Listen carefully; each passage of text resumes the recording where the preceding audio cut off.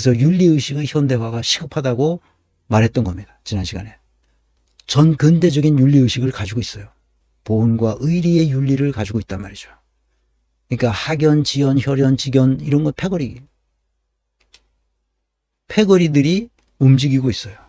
이것을 어떻게 바꿔야 되느냐? 이렇게 바꿔야 된다고. 책임과 의무의 윤리, 의무와 책임의 윤리로 바뀌어야 된다. 우리의 윤리의식이 대전환을 일으켜야 된다는 거죠.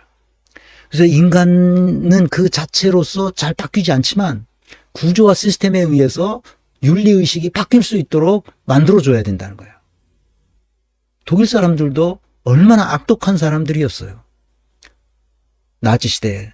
평범한 사람들이 그 홀로코스트에 가담했었던 역사는 역사적 기록으로도 부지기수로 많아요. 내가 그거 책만 소개하려도 이때시만한 책들이 몇 권씩이나 있어요. 독일인들이, 평범한 사람들이, 군인도 아닌 사람들이 그 홀로코스트에 가담했다니까. 아무 죄의식 없이. 인간이란 그런 존재예요. 그래서 독일이 2차 대전 후에 구조와 시스템을 변화시킨 거예요. 그래서 오늘날 유럽에서 가장 순진한 사람들로 바뀌어 있어요. 내가 여행해 보면 알아요. 내가 유럽의 웬만한 나라는 다 가봤어요. 아주 조그만 나라, 모나코, 안도라, 리히텐슈타인 같은 나라까지 다 가봤습니다. 내가. 독일 사람들, 스위스 사람들이 가장 순진무구해요. 그 악독했던 사람들이 그렇게 바뀌었어요. 구조와 시스템을 바꿨거든. 그래, 윤리의식이 바뀌는 거예요. 그런데 우리는 그 유럽 사람들은 그렇게 해서 바뀌었는데 우리는 왜 안 바뀔까 이게. 경제적으로는 선진국에 들어갔다고 세계인들이 인정하는데 왜 우리는 아직도 윤리의식이 보온과 의리의 윤리를 가지고 있냐 이게. 그것은 그냥 내 짐작이에요. 내가 이것은 무슨 논문을 본 것도 아니고 이런 학술서적을 본 것도 아니지만 내가 왜 이렇게 나 이 문제의식 있잖아. 왜 우리는 안 바뀌고 아직도 학연, 혈연, 지연 때문에 고생을 할까. 왜 패거리를 만들어가지고 이렇게 난리 떠들까. 농업사회 때문에. 우리는 조선시대부터 지금까지 농경사회였어요. 농업사회. 내가 어렸을 때 자라는 시골도 다 농사 짓는 사람들이었어요. 그 마을이 다 농사꾼들이었다고. 겨울에는 아무것도 할 게 없으니까 앉아서 화투 치는 거죠. 그 눈이 오고 그러면 그 눈이나 좀 삶고 그 이 소 여물 같은 거 잘 정리해서 소 잘 먹이고 그러면 다음 해 또 하고 그런 거죠. 그러니까 평생 농사만 짓는 사람들이었다고. 그런데 그 농사도 밭대기가 그 신통찮으니까 그 산골에서 신통찮으니까 밥 세 끼 겨우 먹고 지나는 거야. 웬만해서는 그것도 잘 못 먹어. 그래서 보릿고개가 있는 거야. 그러니까 농사를 지을 때 밭농사를 짓든 벼농사를 짓든 농사를 짓을 때 마을 사람들이 다 같이 모여서 짓는 거야. 그래서 그걸 품앗이를 해. 서로 모여서. 난 초등학교 들어가서도 그 모내기를 했다니까? 동네 어른들하고 같이 일손이 부족해. 모내기 할 때.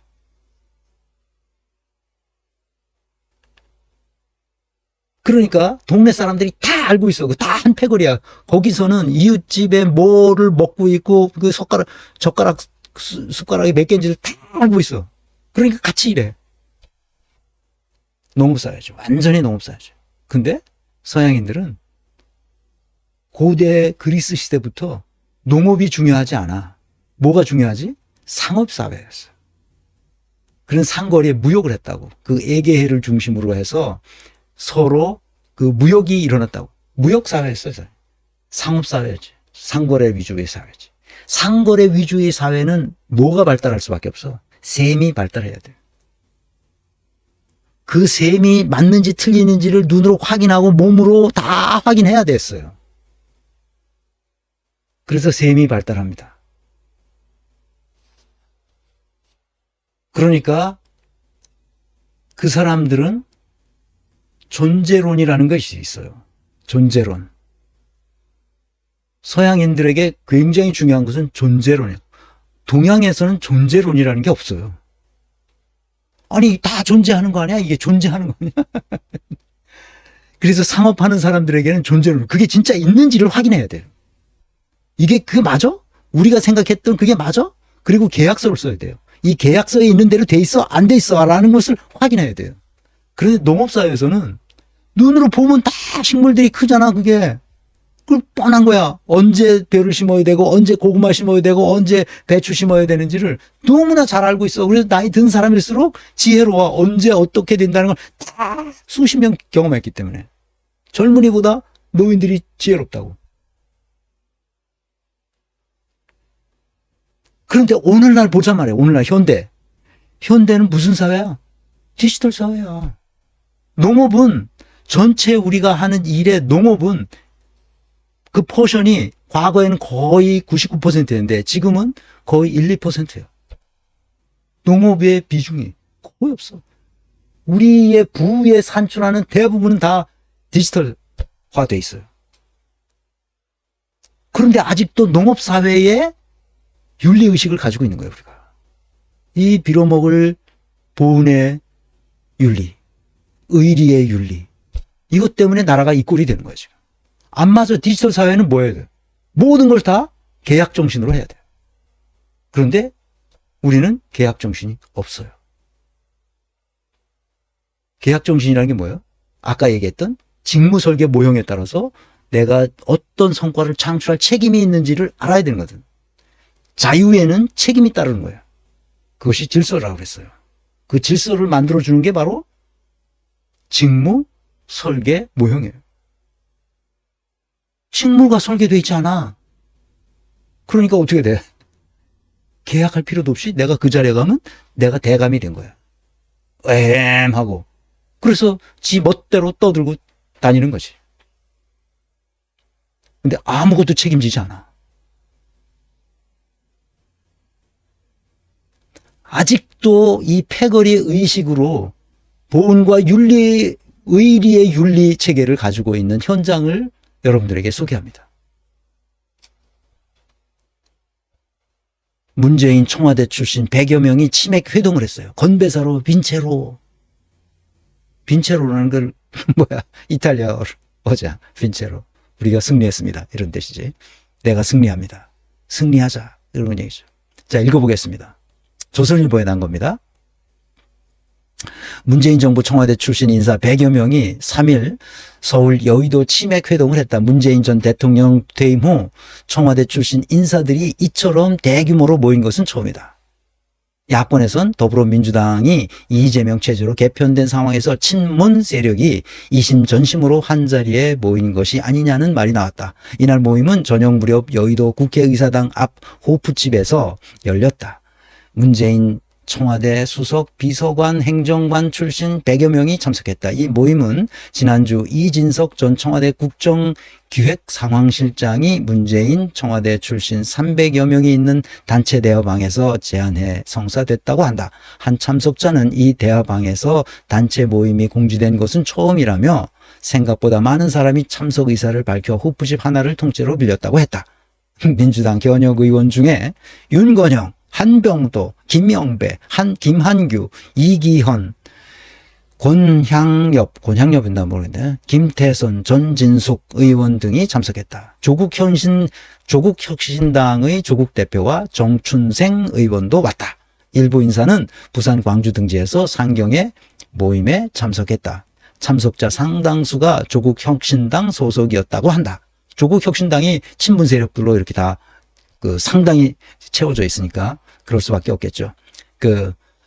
조국혁신당 당직자나 의원실 보좌진으로 자리를 옮겼기 때문이다. 이 자리에서 김영배 의원은 건배사로 빈체로 이탈리아로 승리하자는 뜻인데 그것을 외쳤다고 한다.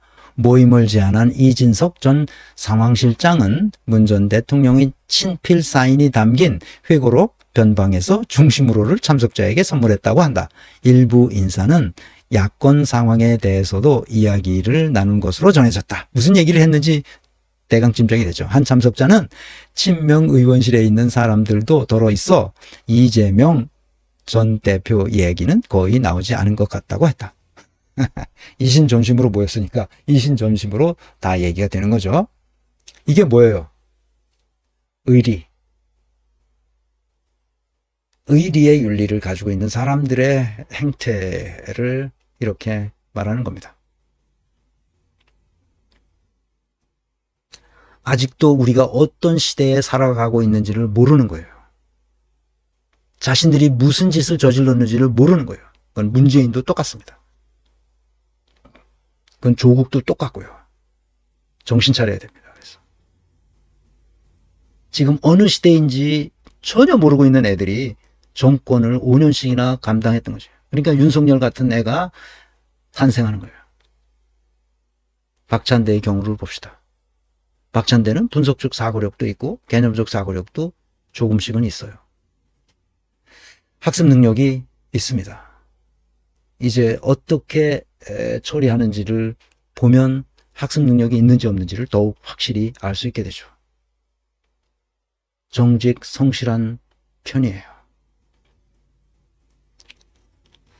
뭐 박스가 두껍지는 않습니다만, 그러나 이런 정도면 약간의 리더십을 발휘할 수 있습니다. 가장 중요한 건 개념적 사고력, 학습 능력, 정직 성실성, 이 세 가지라고 말씀을 드렸는데, 이 세 가지가 있으면 어느 정도 리더십을 발휘할 수 있습니다. 여기서 얼마나 성취지향성이 있고, 얼마나 대인 영향력이 있고, 얼마나 미래지향적으로 10년 후, 20년 후, 30년 후를 볼 수 있는 그 사고력, 힘이 있느냐가 그의 리더십의 말하자면 바로미터가 되겠다. 그렇게 이해하시면 됩니다. 박찬대에게 부탁하고 싶어요. 건강한 민주주의 네트워크가 장기적으로 목표하는 것은 정치를 바꾸는 것입니다. 정치를 바꾸면 사회가 바꾸고 우리 경제도 따라서 다 바뀌게 돼요. 그래서 정치를 정의해야 됩니다. 정치란 인간의 존엄성을 존중하고 보호하기 위해 유형 무형의 사회 경제적 자원을 효율적으로 배분하는 환경 조건을 정비하는 행위입니다. 그래서 이렇게 하려면 반드시 5가지 분야의 민주화를 반드시 일으켜야 됩니다. 하루아침에는 안 되지만 지속적으로 일으켜야 돼요. 정치민주화, 경제민주화, 사법민주화, 교육민주화, 국토민주화. 내가 그래서 이걸 정경사교국이라고 부르는 거예요. 이 강의를 들으신 선생님들은 부탁합니다. 꼭 박찬대가 이 강의를 듣고, 박찬대뿐만 아니라 이 의원들에 대한 강의 전반을 좀 보고, 볼 시간이 없으면 보좌관을 통해서라도 메모를 전달받아서 익히도록 그렇게 해주시기를 꼭 부탁드립니다. 부탁의 말씀이 있습니다. 이 강의 시리즈를 시작한 이유가 있습니다. 저의 세계관이 뭐라는 것을 여러분 잘 아셨을 겁니다. 인간의 존엄성을 기반으로 하는 인사조직론을 지금까지 거의 300강에 이르는 동안에 강의를 들으셨을 겁니다. 이 강의를 하는 이유는 정말 낮은 곳에 있는 사람들, 빈곤에 처해 있는 사람들, 비통한 사람들, 그 사람들에게 우리가 할 수 있는 일을 어떻게 할 것인지를 생각하다가 정치를 바꾸면 된다는 것을 알게 됐습니다. 그래서 내 남은 생에는 목회의 한 형식으로 이런 강의와 함께 학문적 소양을 갖춘 시민들이 네트워크 조직 내에서 활발하게 활동하는 것을 보면서 제 생애를 마감하고 싶습니다. 우리 같이 함께 건민내라는 조직을 통해서 우리 사회가, 정치와 사회와 경제가 다 바뀔 수 있도록 그렇게 했으면 좋겠습니다. 나 같은 사람이 유시민을 평가한다는 거는 말이 안 되죠. 유시민은 어마어마한 자기 권력을 가지고 있는 사람이에요. 김어준도 똑같죠. 엄청난 권력입니다. 그거는. 그렇지만 나 같은 사람이라도 뭔가를 해야겠다고 생각하는 것은 이 시대가 너무나 참혹합니다. 미국을 따라하는 이 방식, 일본을 따라하는 이 방식은 도저히 우리가 받아들여서는 안 됩니다. 그래서 인간의 존엄성을 존중하고 보호하는 사회로 우리가 만들 때만 높은 생산성과 창의성을 보장할 수 있습니다. 우리 같이 꼭 함께 공부하면서 이 사회를 바꾸도록 그렇게 합시다.